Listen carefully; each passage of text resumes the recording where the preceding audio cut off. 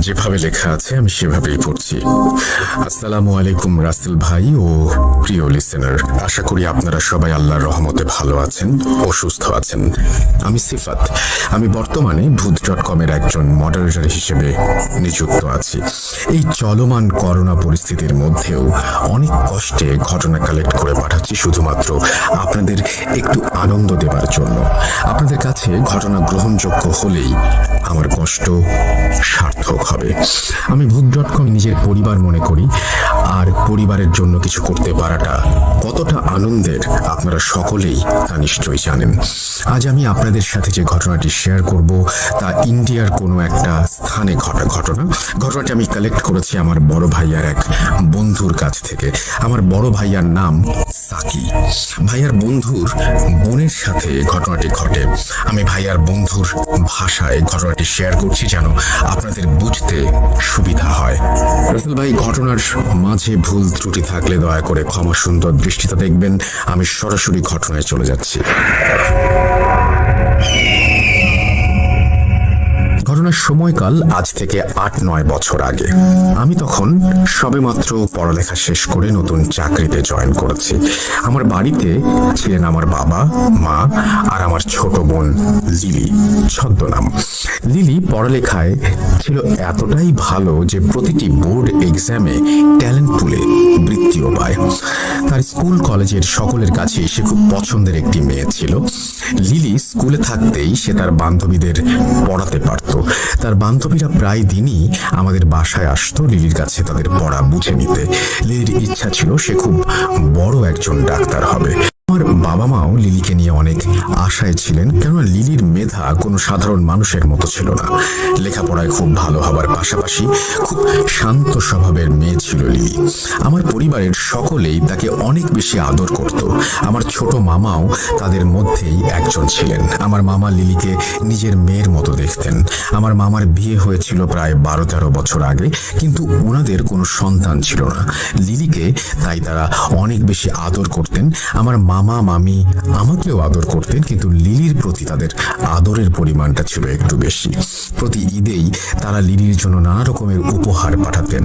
ঈদ বা কোনো উৎসব ছাড়াও তারা প্রায় সময় আমার আর লিলির জন্য অনেক কিছুই পাঠাতেন, কিন্তু লিলির জন্য স্পেশাল ভাবে আরো অনেক কিছু পাঠাতেন। আমার মামা কর্মসূত্রে ইন্ডিয়া থাকতেন, কিন্তু বর্তমানে তিনি মৃত।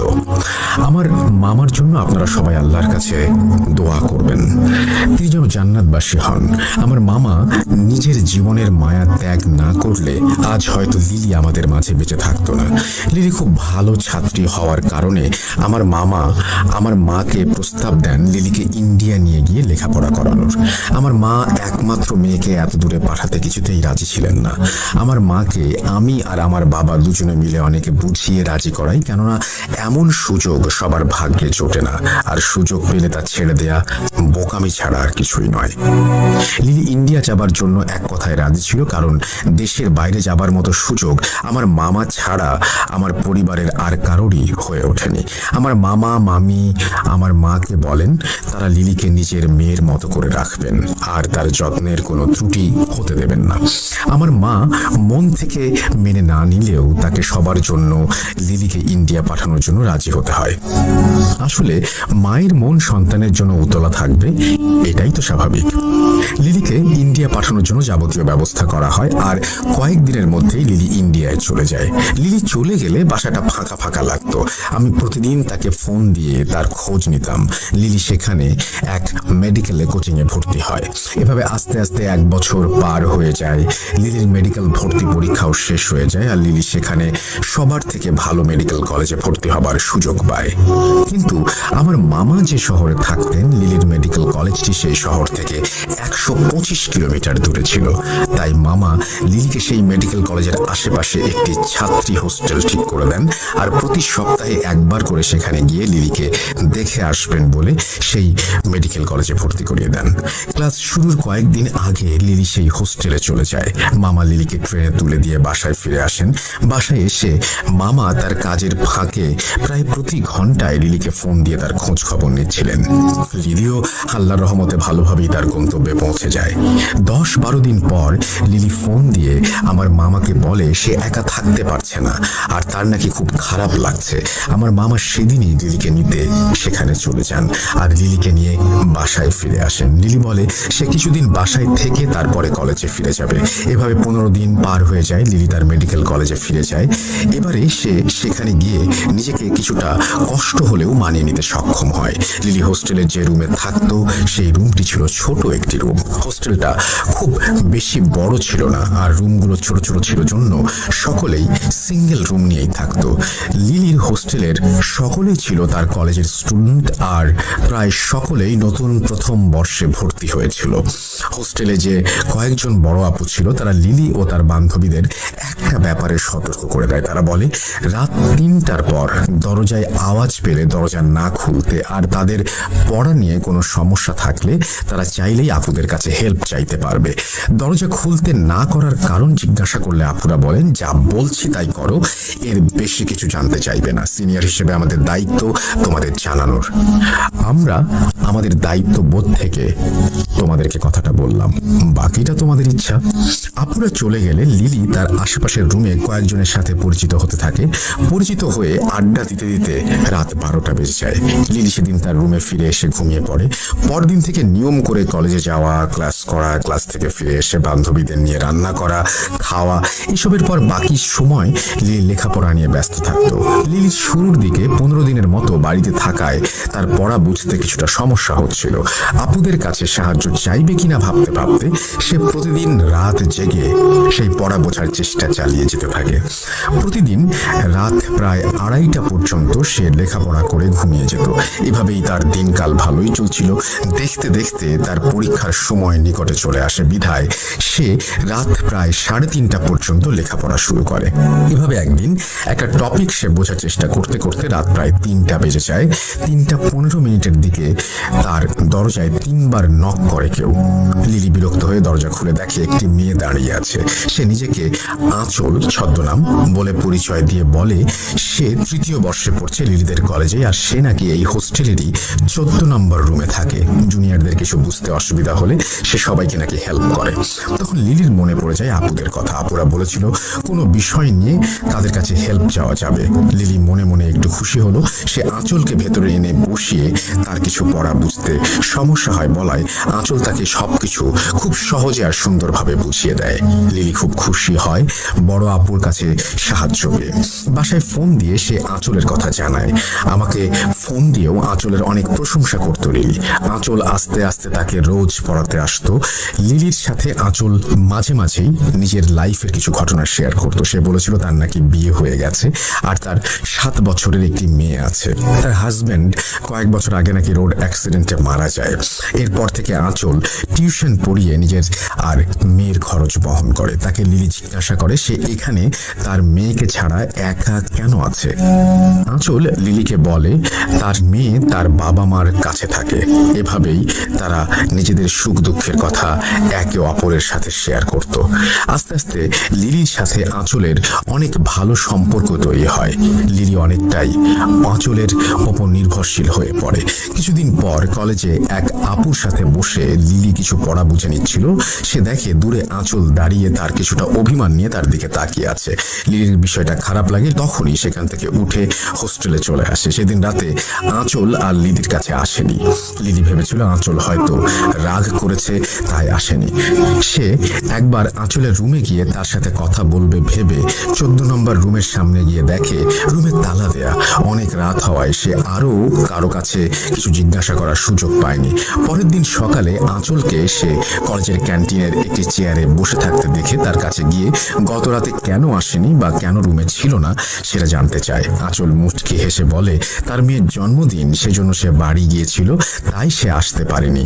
লিলি আঁচলকে আজ আসতে বলে কেননা তার পরীক্ষার জন্য কিছু পড়া বাকি ছিল যা বুঝতে তার সমস্যা হচ্ছিল। আঁচল তাকে আসবে জানিয়ে তার ক্লাসে দেরি হয়ে যাচ্ছে বলে ক্লাসে চলে যায়। লিলিও ক্লাসে যাবার জন্য চেয়ার থেকে উঠে দাঁড়াতেই দেখে তার কয়েকজন বান্ধবী তার কাছ থেকে কিছুটা পেছনে দাঁড়িয়ে আছে। লিলিকে তারা মজা করে বলতে থাকে সে কার সাথে কথা বলছিল। লিলি উত্তরে বলে সে আঁচল আপুর সাথে কথা বলছিল। এই কথা শুনে তার বান্ধবীরা হাসতে থাকে। তারা বলে কানে ইয়ারফোন লাগিয়ে একা একা এখানে বসে সে আপুর সাথে কথা বলছিল। এইটা তারা মানতে নারাজ। লিলি মনে করে তার বান্ধবীরা তার সাথে মজা করছে, তাই সেও হাসাহাসি করতে করতে ক্লাসে চলে যায়। ক্লাস করে রুমে ফিরে আসে লিলি। সেদিন রাতে আঁচল তাকে পড়াতে আসে। আঁচলকে তার প্রতি কিছুটা বিরক্ত দেখাচ্ছিল। লিলি কারণ জানতে চাইলে আঁচল বলে সে কেন আরেকজনের কাছে তার সমস্যা নিয়ে গেছে, আর কেনই বা লিলি তার বান্ধবীদের কাছে আঁচলের কথা বলেছে। লিলিকে সে বলে তার বান্ধবীদের সাথে না মিশতে আর অন্য কারো কাছে হেল্প না চাইতে। লিলি কিছুটা অবাক হলেও সে তার কথা মেনে নেয়, কেননা সে বাড়ি থেকে এত দূর এসেছে শুধুমাত্র লেখাপড়ার জন্য। লিলি আরো খেয়াল করতে থাকে আঁচল যখনই তার রুমে আসতো তখনই রুমের তাপমাত্রা কমে যেত আর খুব হালকা একটা বাজে গন্ধ তার নাকে ভেসে আসতো। সে আঁচলকে জিজ্ঞাসা করলে আঁচল বলতো সে কোনো গন্ধই পাচ্ছে না। লিলি মনের ভুল ভেবে ব্যাপারটাকে পাত্তা দেয়নি। কিছুদিন পর আঁচল এসে বলে সে 4 দিনের জন্য বাড়িতে যাবে, কারণ তার মেয়ে কিছুটা অসুস্থ। লিলি আঁচলকে তার ফোন নাম্বার দিতে বললে আঁচল জানায় সে ফোন ব্যবহার করে না আর তাকে চিন্তা করতে মানা করে, কেননা সে ঠিক 4 দিন পরই নাকি ফিরে আসবে। লিলির পরীক্ষা থাকায় আঁচল তাকে গুরুত্বপূর্ণ কিছু টপিক পড়ার জন্য বলে যায়। লিলি পরের দিন পরীক্ষার হলে গিয়ে দেখে আঁচল তাকে যা যা পড়তে বলেছিল হুবহু তাই পরীক্ষায় এসেছে।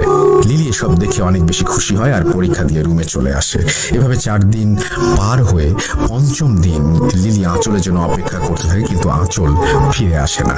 পরের দিন ক্লাস হলে আঁচল এসেছে কিনা দেখার জন্য লিলি 14 নম্বর রুমের সামনে যায় আর গিয়ে দেখে রুমে তালা ঝুলছে। আঁচলের রুমের সামনে লিলিকে দেখে এক বড় আপু এসে তাকে জিজ্ঞাসা করে সে এই রুমের সামনে কেন দাঁড়িয়ে আছে। লিলি তাকে জানায় সে আঁচল আপুকে খুঁজতে এসেছে।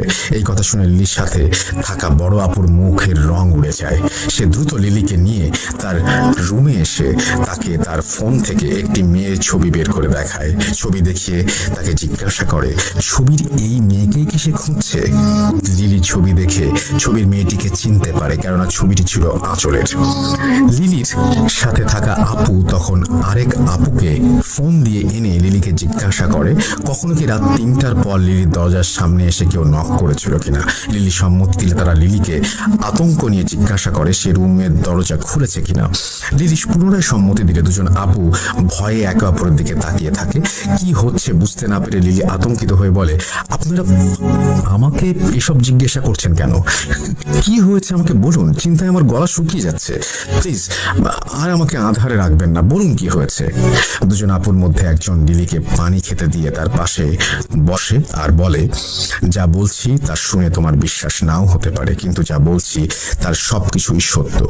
14 নম্বর রুম প্রায় 2 বছর যাবৎ বন্ধ। এই রুমে অনেক বছর আগে এক আপুর রহস্যজনক মৃত্যু হয়। এরপর অনেক দিন এই রুম বন্ধ ছিল। কয়েক বছর পর এক আপু আসেন যার নাম ছিল আঁচল। আপু 3য় বর্ষে পড়ার সময় এই রুমে আসেন। আপু যখন 3য় বর্ষে পড়তেন আমরা তখন 1ম বর্ষে কেবল ভর্তি হয়েছিলাম।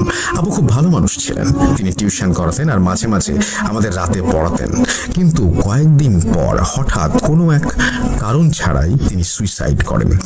এরপর থেকে নতুন কেউ এই হোস্টেলে এলে রাত 3টার পর অনেকেই দরজায় নক শুনতে পেত। নক শুনতে পেয়ে এই হোস্টেলের 2 জন দরজা খুলে দেখে এক আপু তার দরজার সামনে দাঁড়িয়ে আছে আর কোনো সাহায্য লাগলে তাকে জানাতে বলে। যে 2 জন দরজা খুলেছে তাদের কেউ আর বেঁচে নেই। সেজন্যই তোমাদের মানা করেছিলাম রাত 3টার পরে দরজা না খুলতে। হোস্টেল কর্তৃপক্ষ নিষেধ থাকায় আমরা তোমাদের এসব জানাইনি, কিন্তু সাবধান করেছিলাম তোমাদেরকে। তুমি যত দ্রুত সম্ভব বাসায় চলে যাও, এখানে থাকলে কি হবে আমরা কিছু বলতে পারছি না। এই কথা শুনে লিলির পায়ের নিচ থেকে মাটি সরে যায়। চোখের সামনে যেন নেমে আসে অমাবস্যার কালো অন্ধকার। তার জীবনের আলোকে গ্রাস করে নিচ্ছে সেই আধার। লিলি ভয়ে সেখান থেকে রুমে এসে তার মামাকে ফোন দিয়ে এসব জানায়। লিলি যখন মামাকে ফোন দেয় তখন বিকেল 5টার একটু বেশি বেজেছিল। মামা লিলিকে ভয় না পেয়ে সব গুছিয়ে নিতে বলেন আর বলেন তিনি দ্রুত এসে লিলিকে নিয়ে যাবেন। লিলি প্রচন্ড ভয়ে তার জিনিসপত্র গুছাতে থাকে। কিছুক্ষণ পর মাগরিবের সময় হয়ে যায়, নেমে আসে কালো অন্ধকার। লিলি সব গুছাতে হঠাৎ তার দরজায় নক আসে। সে দরজার ছোট অংশ দিয়ে তাকিয়ে দেখে আঁচল দাঁড়িয়ে আছে দরজার সামনে। লিলি প্রচন্ড ভয়ে একরকম বোবা হয়ে যায় আর অনেক চেষ্টা করেও কোনো আওয়াজ করতে পারছিল না। এমন সময় তার রুমের লাইট নিভে যায়।